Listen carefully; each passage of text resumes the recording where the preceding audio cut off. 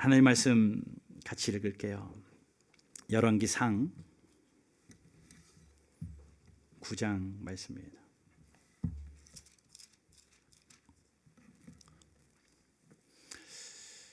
열왕기상 9장 3절부터 9절까지의 말씀 제가 봉독해 올립니다. 여러분 눈으로 말씀을 보시면서 함께 같이 따라오면서 같이 읽으면 좋겠습니다. 3절입니다. 여호와께서 그에게 이르시되 내 기도와 내가 내 앞에서 간구한 바를 내가 들었은즉 나는 내가 건축한 이 성전을 거룩하게 구별하여 내 이름을 영원히 그곳에 두며 내 눈길과 내 마음이 항상 거기에 있으리니 내가 만일 내 아버지 다윗이 행함같이 마음을 온전히 하고 바르게 하여 내 앞에서 행하며 내가 내게 명령한 대로 온갖 일에 순종하여 내 법도와 율례를 지키면 내가 내 아버지 다윗에게 말하기를 이스라엘의 왕위에 오를 사람이 내게서 끊어지지 아니하리라 한 대로 내 이스라엘 왕위를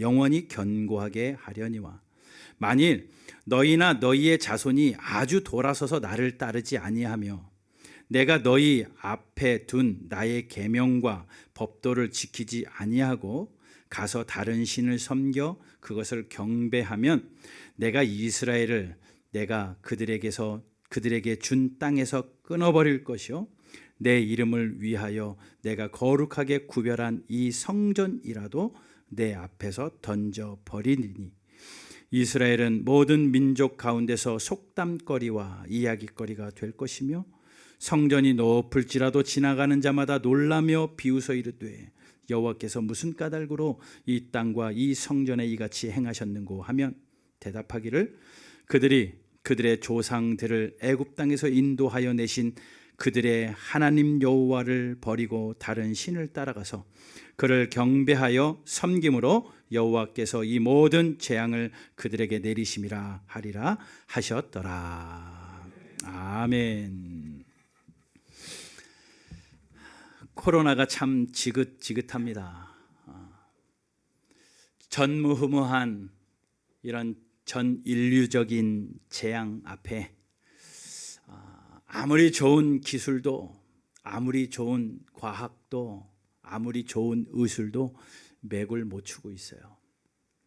우리나라만이 문제가 아니라 전 세계가 그렇게 진통을 겪고 있습니다. 이 진통을 겪는 이 시간이 2년이 되어가고 있는 것 아시나요? 그렇게 따지고 보면 우리 바른교회 이제 5년 되어가는데 거의 절반을 코로나 때문에 제대로 무엇 한번 해보지 못하고 이 중요한 시간이 흘러가는 것 같아서 참 답답하기 그지 없습니다. 이 코로나 때문에 얼마나 많은 분들이 손해를 보고 있습니까? 건강에 어려움이 생긴 분들 참 많습니다. 이것 때문에 후유증이 있는 분들도 참 많고 활동이 제약이 되어서 마음껏 자신의 일을 제대로 해보지도 못하고 어려움을 겪는 분도 참 많이 있습니다. 우리 아이들은 제대로 학교를 가지 못해서 학업에도 분명히 차질이 있을 거예요. 또 그뿐입니까? 경제는 어때요? 경제적으로 굉장히 많이 어려움 당하고 있는 시대가 지금 이 코로나 시대입니다. 이 코로나와 싸워서 이겨보려고 많은 것들을 총동원하고 예산을 편성해서 이겨보려고 하는데 그게 이겨지던가요? 결국은 그 코로나 박멸하지 못하고 인간들이 결정해낸 결론은 위드 코로나입니다. 얘네들 못 없애겠다. 그냥 같이 가자. 위드 코로나와 함께 가자. 그냥 박멸해보려고 노력을 했는데 안 되니까 그냥 같이 친구 돼서 가자. 그게 인류의 결정이에요. 선진국은 그것이 조금 일찍 시작되었지만 이제 대한민국도 우리가 살고 있는 우리 조국도 11월 1일을 기해서 위드 코로나를 선포하고 못 이기겠다. 코로나 앞에 두 손 두 발 들고 조심해서 함께 가자.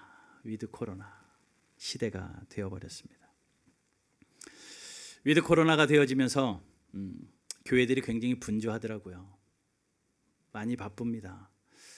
과연 이 시대의 목회의 패러다임은 어떠해야 되는가? 수많은 세미나들이 생겨나고 또 예배가 변하고 또 훈련이 변해지는 이 시대 가운데 성도들은 어떻게 해야 되나? 수많은 듣기 좋은 이야기들이 넘쳐납니다. 근데 여러분 그거 아십니까? 코로나를 지나면서 가장 크게 타격을 입은 공동체가 있다면 교회입니다. 마음대로 예배에 모이지도 못했고 함께 소리 높여 통성 기도도 못했고 마음껏 속 시원하게 하나님 앞에 찬양도 못했고 예배를 함부로 드리지도 못했고 이것이 이 통제 속에서 참 어려움을 겪다가 교회들마다 성도가 굉장히 많이 줄었어요. 11월 첫째 주 오늘 이날부터 위드 코로나 대면 예배가 어느 정도 회복되어지는 이때에 그래도 오늘 이렇게 주의 전에 찾아 나오신 여러분들 정말 환영하고 축복합니다. 근데 전문가들이 이렇게 판단하더라고요. 아마도 20% 정도는 돌아오지 않을 것이다. 성도 100명이 있었다면 80명 정도는 혹 돌아올 수 있어도 20% 정도는 아마 돌아오지 않을 것이다. 그들이 하나님을 버렸다는 뜻은 아니다. 신앙의 방법을 바꾸는 것뿐이다 라고 이야기를 하면서 온라인으로 많이 전환될 것을 예상을 합니다. 그리고 코로나를 지나면서 전국적으로 교회가 10,000개가 문을 닫았대요. 정말 어렵고 힘들어서 뭐 어떠한 이유로든지 간에 교회 10,000개 정도가 사라졌다고 합니다. 그런 중에 또 미담거리도 굉장히 뉴스화 하더라고요. 어떤 한 교회는 이제 코로나로 모여서 예배하는 시대는 끝났다. 그러니 이 성전 예배당 공간이 필요 없으니 우리 온라인으로 예배하고 이 공간을 매각해서 사회에 화원원해서 구제 사업을 하자. 실제로 그렇게 하는 교회가 있었다고 합니다. 그래서 성전을 매각하고 그 돈으로 구제 사업을 하고 주변에서는 박수 쳐줘요. 야, 교회가 정말 저렇구나. 그러면서 그것을 이슈화 시켜버립니다. 시대가 어렵고 교회는 더 이상 모이기 어려우니까 교회는 유연성을 가지고 그렇게 사역을 해야 된다라고 말합니다. 심지어 어떤 목사님들은 목사라는 타이틀을 가지고 있음에도 불구하고 모이지 않아도 됩니다. 내가 성전이고 내 안에 예수님이 계시니 여러분들이 계시는 그곳에서 삶으로 예배하시면 됩니다. 굳이 성전으로 가지 않아도 좋습니다 라고 말하는 분들도 상당수 있어요. 여러분 분명히 말씀드립니다. 성도들이 이때 분별력이 필요합니다. 다 같은 말이라고 다 우리가 따라갈 것이 아니라 여러분들은 바른 교회에 발을 들인 이상 바른 교회의 성도라면 우리가 정확하게 짚고 넘어가야 될 한 가지는 그것은 신앙생활이 아니라는 겁니다. 우리가 온라인 예배 코로나 때문에 어쩔 수 없이 그렇게 뒤로 한 걸음 물러섰지만 그것으로 끝나서는 안 된다는 거예요. 여러분들 사탄이 얼마나 교활한 줄 아십니까? 그렇게 해서 잠시 타협을 하고 나니까요. 타협을 하고 나니까 이것도 저것도 점점 흐트러져요. 지지난주에 교역자 회의하고 지난주에 비전위원회 회의 있잖아요. 교역자 회의를 하는데요. 이제 올 연말까지 일정을 쭉 따져봤습니다. 근데 25일이 성탄절이잖아요. 성탄절이 딱 토요일이더라고요. 금요일 날 철회 심야 예배 기도하고 26일이 주일이니까 주일 예배 드릴 텐데 토요일 날 성탄절 날 오전에 또 11시에 성도들 나오라고 하는 것 좀 힘들지 않을까? 제 안에 그 생각이 들어요. 야, 금요일 날 밤에 기도하고 토요일 날 나오고 주일 날 나오고 야, 좀 힘들겠다. 이거 어떻게 하면 좋을까? 어떤 아이디어가 있을까? 제가 먼저 말을 꺼냈어요. 교역자들이 이런저런 이야기를 합니다. 그리고요, 그 한 주간 동안 기도하면서 비전위원회를 준비를 하는데 이건 아닌 것 같아요. 아니 25일이면 예수님 태어나신 날인데 나편하자고 그날 예배를 어떻게 다르게 바꿔보려고 하는 얄팍한 수가 제 머릿속에 들어오더라는 겁니다. 사탄이 유혹하는 것 같아요. 안 되겠다. 그냥 예배 드리자. 그래서 지난주에 비전위원회에다가 제가 이렇게 잠깐 흔들렸는데요. 예배 드릴래요. 말씀드리고 우리 장로님 안수집사님들이 다 동의해 주셔서 25일 날도 예배 드릴 겁니다. 사탄이 이렇게 유혹해요. 여러분들도 그럴걸요. 이제 조금만 무슨 문제 생기면 아유 오늘은 온라인으로 예배하지. 옵션이 하나 생겼습니다. 이전에는 아파도 교회 와서 아팠잖아요. 무슨 일이 있어도 교회 와서 힘들었잖아요. 근데 이제는 타협이 되다 보니까 그래 교회는 온라인으로 해도 되고 뭐 나중에 이렇게 되어지는 것이 우리의 상태가 되어버렸어요. 여러분 오늘 위드 코로나 이 시대가 시작되면서 성도된 여러분들에게 권면하는 한 가지, 우리는 위드 코로나로 끝날 것이 아니라 with church, with Bible. 교회와 함께 하셔야 되고요. 말씀과 함께 하셔야 됩니다. 이게 결론이에요. with 코로나라고 다른 것이 아니라 건강 중요하고 방역수칙 지키면서 우리 안에 그런 어려움이 생기지 않도록 조심하는 것은 당연한 일이고 그보다 누구보다 조심하겠습니다. 그러나 우리가 해야 될 것은요. 이 코로나 시대를 지나면서 우리가 with church, 교회를 멀리하지는 않았나, with Bible, 하나님을 말씀을 멀리하지 않았나 생각해보고 교회로 더 가까이 모이시기를 힘쓰시고 말씀으로 더 가까이 달려나가는 여러분 모두 되시기를 주님의 이름으로 축복합니다. 어떤 분들은 그렇게 이야기해요. 위드 코로나 시대 이제 예배당으로 모이는 시대는 끝났다. 대형교회는 끝났을 것이고 이제 소그룹으로 뿔뿔이 흩어져서 가정교회들로 나가야 될 것이고 그래서 온라인 예배를 준비하는 교회들, 발바쁘게 온라인 예배를 준비하는 교회들이 있고 상당수 많은 교회들은 교회 안에 온라인 교회를 개척해요. 그래서 온라인 교회, 온라인 성도들을 잡겠다고 온라인 교회. 물론 그렇게 해서 복음이 전해지는 거 중요합니다. 그런데 그 안에서는 신앙이 자라날 수가 없습니다. 만약에 그렇게 자라날 것 같으면 왜 예수님이 교회를 세우셨습니까? 그러지 않으셨겠죠. 여러분 오늘 저는요 짧게 이 말씀을 드릴 겁니다. 왜 우리가 성전에 꼭 모여 예배해야 하는가? 그러니 오늘 이 말씀을 들으시고 타협하지 마세요. 이제 끝났어요. 조만간에 바른교회 온라인 문 닫을 겁니다. 자꾸 11시에 틀어주니까는 그럼 또 다른 교회로 가시는 거 아니에요? 거기만 있냐 이러시는 건 아닌가 모르겠는데 왜 우리가 그렇게 이런저런 자유로운 이야기들인데 성전에 모여야 하는가? 그 이야기들 들어보면요 굉장히 인격적으로 들려요. 되게 합리적으로 들려요. 이런 형편 속에 온라인 예배 굉장히 합리적이고요. 와 어렵다는데 교회를 팔아서 합리적이에요. 근데 그게 사탄의 수작입니다. 캐나다에요. 이 코로나를 지나면서 교회들이 이 교회 건물을 사회에 환원하는, 그야말로 성도들이 모이지 못하니 사회로 환원해서 구제 사업을 하는 교회들이 늘어나면서 이슈가 된대요. 아까 말씀드렸죠. 근데 그뿐만 아니라 이 교회 건물을 상업 지역으로 바꿔버립니다. 주정부에서 그걸 인가해 주는 거예요. 그러니 종교 시설을 상업 시설로 비즈니스로 바꿔버리니까 거기서 돈이 벌려지잖아요. 그러니 주 정부는 세금을 거둘 수 있잖아요. 그래서 그것을 막 장려한대요. 그래서 교회들이 상업 시설로 바뀌고 교회는 온라인으로 전환되어지는. 그러다 보니 나라들이요 이제 교회를 허가를 안 내줍니다. 종교 시설을 허가를 안 해줘요. 금싸라기 땅에다 왜 교회에다가 그 땅을 주겠느냐 하면서 주지 않습니다. 그곳에는 돈이 도는 비즈니스들 잘 되는 것들을 세우고 교회들은 주변으로 밀려나고 점점 사라지는 시대. 어떻게 보면 굉장히 인격적으로 들리고 멋있어 보이고 새로운 패러다임으로 들려서 순응이 되어지는 것 같지만 여러분 하나님은요 성전을 그토록 중요히 여기셨습니다. 오늘 왜 성전이 중요한지, 왜 성전에서 예배하는 것이 중요한지 간단하게 말씀드릴게요. 역대상 17장 12절에서 14절. 오늘 말씀을 몇 군데를 좀 찾아볼 겁니다. 여기 위에 앞에 있는데 같이 한번 읽어볼게요. 시작.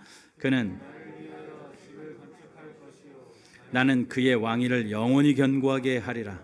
나는 그의 아버지가 되고 그는 나의 아들이 되리니 나의 인자를 그에게서 빼앗지 아니하기를 내가 내전에 있던 자에게서 빼앗음과 같이 하지 아니할 것이며 내가 영원히 그를 내 집과 내 나라에 세우리니 그의 왕위가 영원히 견고히 서리라. 아멘.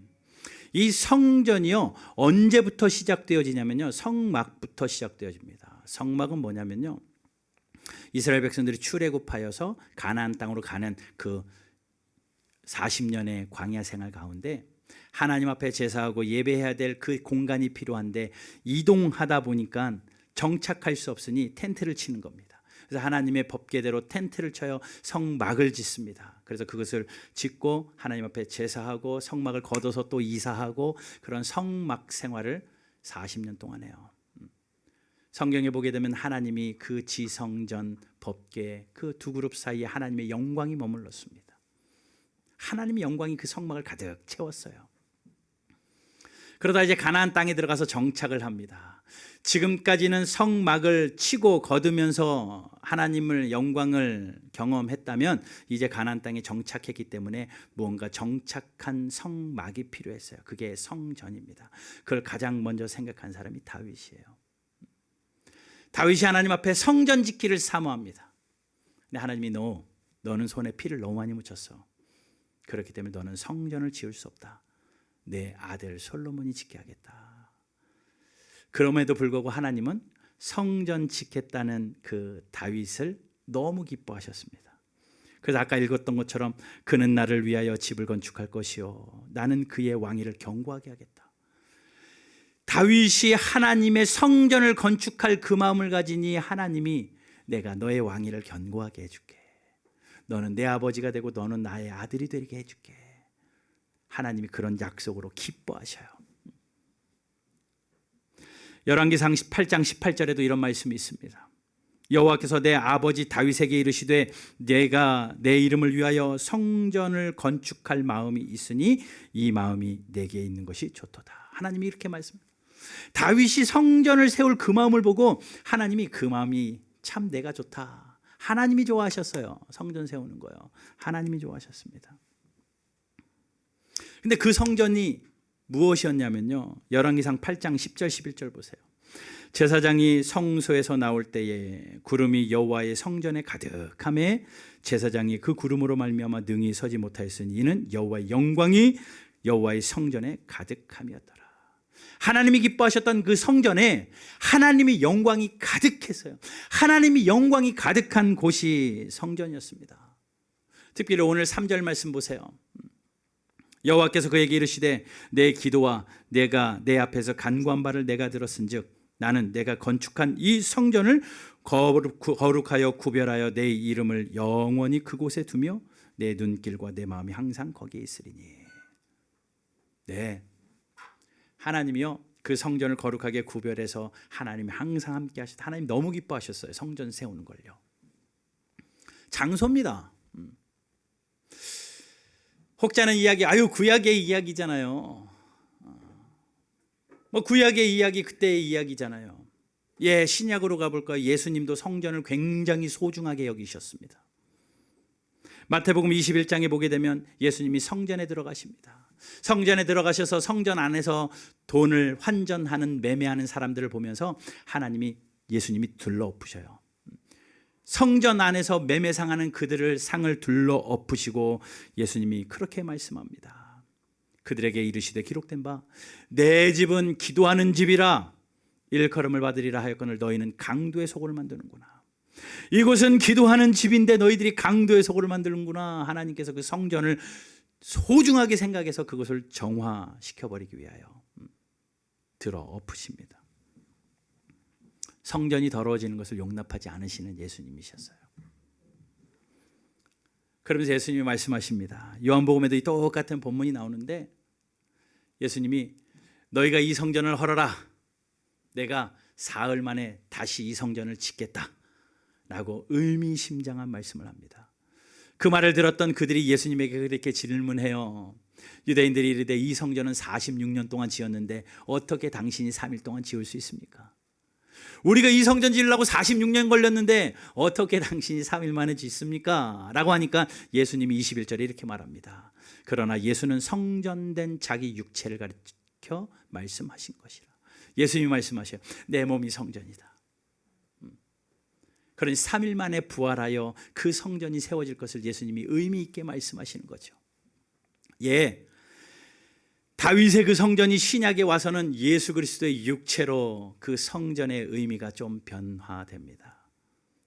그뿐만 아니라 사도 바울은요, 그 예수 그리스도를 모신 성도가 이제는 성전이래요.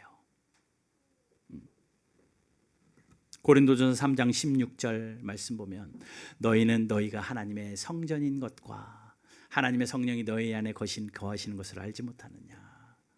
무슨 말이에요? 성전 되신 예수님이 내 안에 오시니 이제는 내가 성전이에요. 네.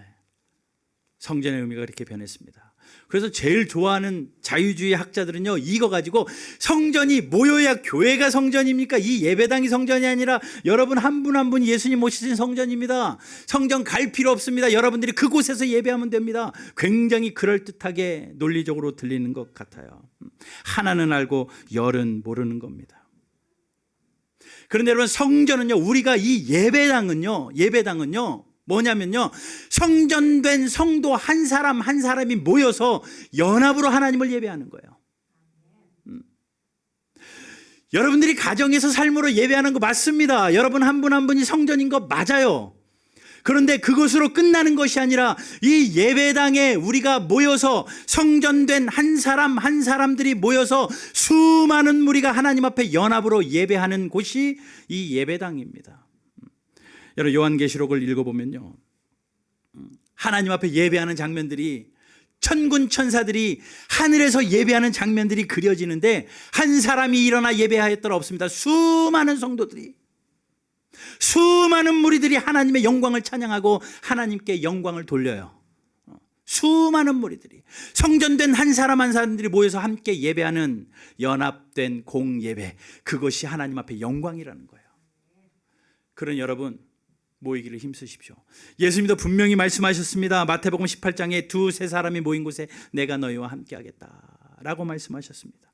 또 히브리서 10장에서는 이렇게 말씀하죠. 같이 읽어볼게요. 시작.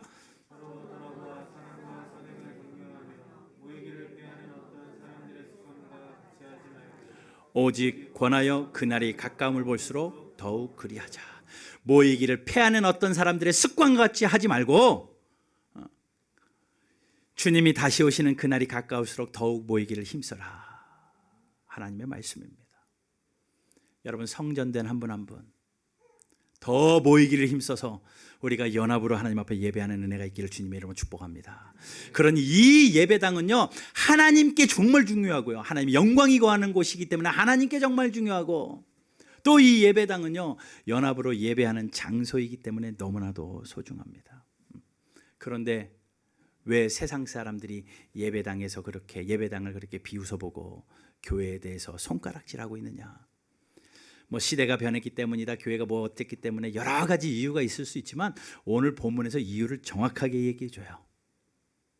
왜 교회들이 이렇게 되어지고 있는지 다시 한번 보시겠습니다. 4절 보세요. 3절에서는 이렇게 말합니다. 건축한 성전에 하나님이 영광이 함께하여서 눈과 귀가 그곳에 항상 있겠다라고 약속하신 이후에 바로 4절에서 이렇게 말합니다. 내가 만일 내 아버지 다윗이 행함과 같이 마음을 온전히 하고 바르게 하여 내 앞에서 행하며 내가 내게 명령한